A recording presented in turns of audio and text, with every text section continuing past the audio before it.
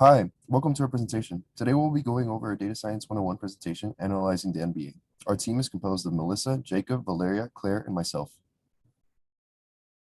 To go over a quick agenda, we'll first address our motivations behind the project, introduce the NBA, and then explain our dataset. Following that, we'll address our research questions, explain our results, and end off with our conclusions. We had three major motivations behind our project. One, there's an increased reliance on analytics in the NBA in the past few years. Two, there are a lot of new fan applications that deal directly with NBA statistics. And three, we all had a great shared interest in basketball, which made it easy to decide. To explain the NBA, the National Basketball Association is composed of 30 teams across two conferences with 3 divisions apiece. Each season has 82 games, and each team can have a maximum of 15.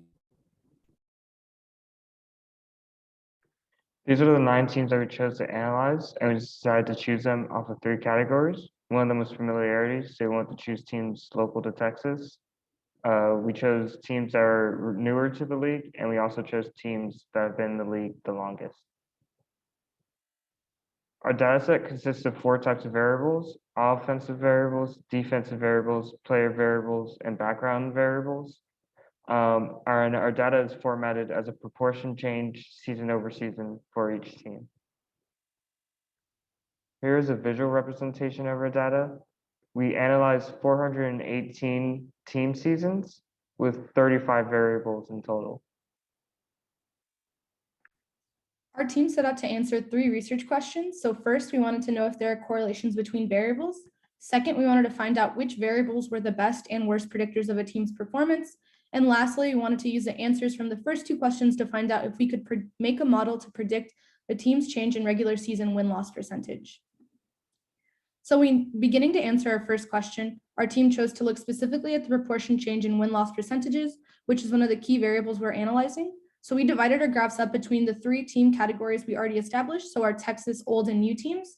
So looking at Texas teams, we can see that there tends to be a lot of changes in win-loss percentage from season to season, but there's not a lot of correlation between teams across this.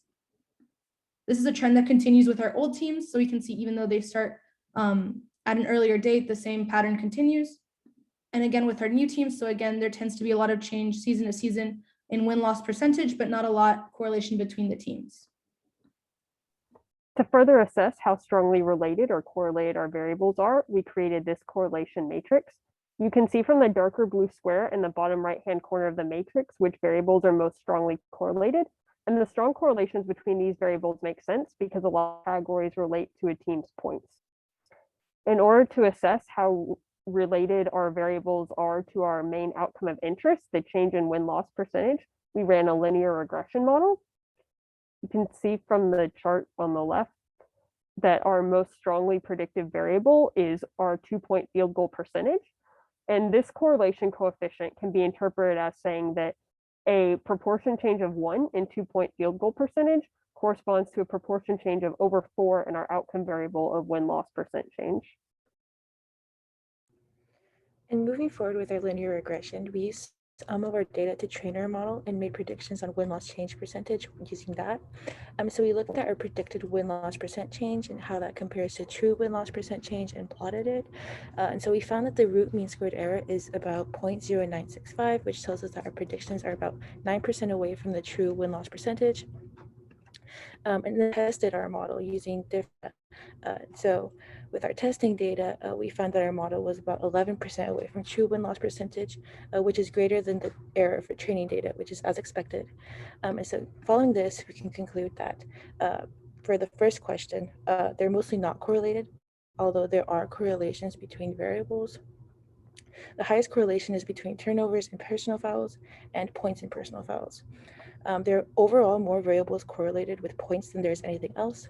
So for the second question, we found that the best were 2-point field goal percentage and height, and the worst was franchised in decade.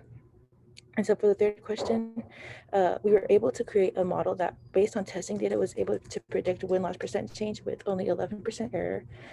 And so following this, in the future, we'd be able to create more models to see if we could create a more accurate one, and then apply this to player level data rather than just team level data. Thank you.